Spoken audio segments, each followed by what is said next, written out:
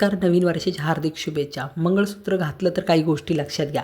मंगळसूत्र हे काळ्या मण्यांमध्ये सोन्याची मणी धाग्यांमध्ये असलं तर घातलं तरी चालतं. चेनमध्ये घातलं तर बृहस्पती गुरु मजबूत होतो. मंगळसूत्र छोटे मोठे असलं तरी चालतं. डायमंडमध्ये पण घालू शकता. काळे मणी माता पार्वतीचं प्रतीक आहे. सोन्याची मणी महादेवाचं प्रतीक आहे. आपलं मंगळसूत्र कधी कोणाला घालायला देऊ नये, की बहीण असू किंवा मैत्रीण 1 मिनिटासाठी फोटो काढायचं आहे मला दे घालायला, तर तुम्ही तुमचा पती दुसऱ्याला देता. मंगळसूत्र मंगळवारी कधी खरेदी करू नये. मंगळसूत्र सारखं गळ्यातून काढून ठेवायचं नाही. मंगळसूत्र सारखं खरेदी करून मंगळसूत्र 2-4 जवळ ठेवू नये.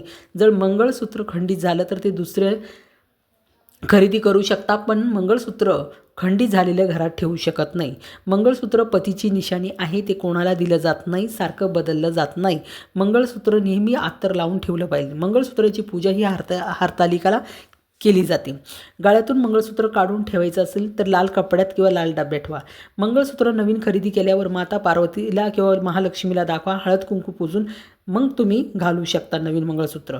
जर बनवलं असेल तर घालायचं असेल तर सोमवारी, गुरुवारी, शुक्रवारी या दिवशी घाला. मंगळसूत्र जर तुटलं तर तुमच्या पतीवर संकट येतं. मग महामृत्युंजय जप करा. नकली मंगळसूत्र तुटलं तर पिंपळाच्या